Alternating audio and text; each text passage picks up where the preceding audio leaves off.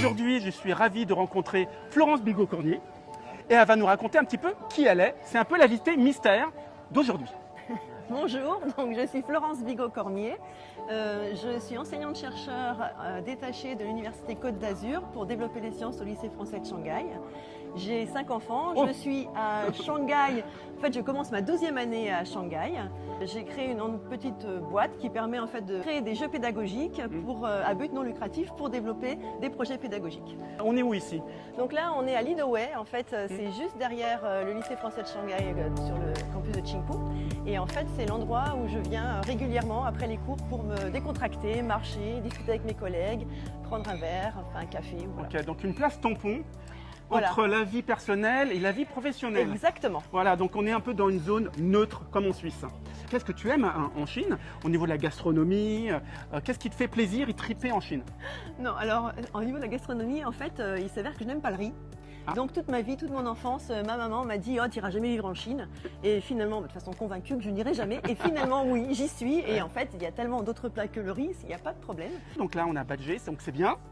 Donc notre corps est bien... nos cuirs est bien vert. D'accord aussi.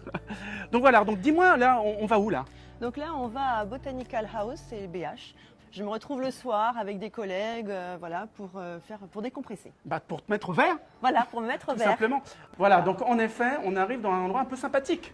Oui. Ah, tu vois, oui, la verdure, c'est en tout cas très bon pour se relaxer, se détendre et parler aux plantes.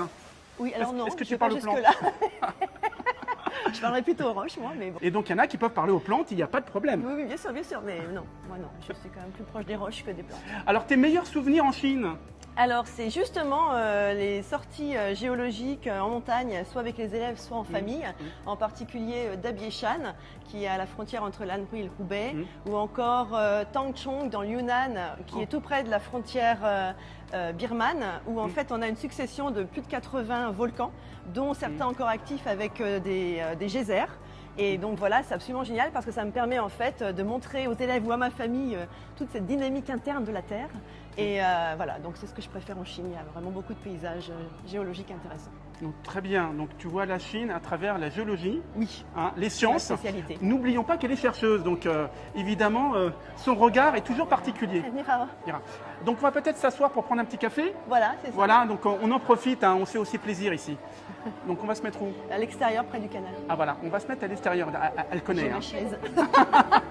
Oui, elle est connue ici, apparemment.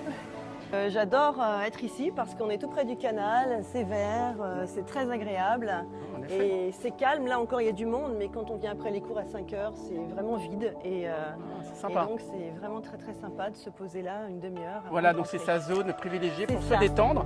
C'est une place secrète, il ne faut pas en parler surtout. Et bien voilà, donc là on est autour de la table, tranquillou, et devant un thé aux agrumes, au citron, magnifique.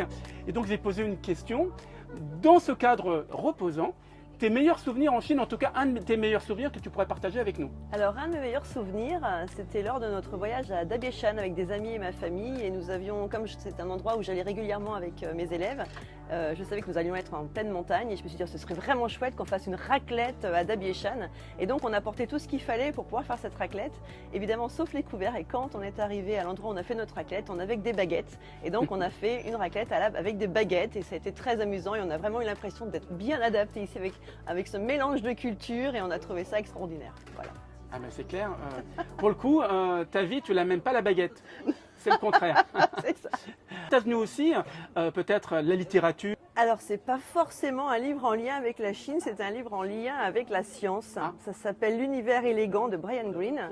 C'est en fait un livre qui aborde la physique quantique et la relativité de façon la plus littéraire possible et qui nous fait vraiment prendre du recul sur tout ce qu'on peut vivre ici ou ailleurs. Et c'est très très intéressant. Merci beaucoup pour cette interview. Merci à toi. De m'avoir fait partager cet endroit magnifique et surtout un autre cadre. Donc je vous dis à très bientôt pour une nouvelle émission d'Itinéraire. Bye bye. Au revoir.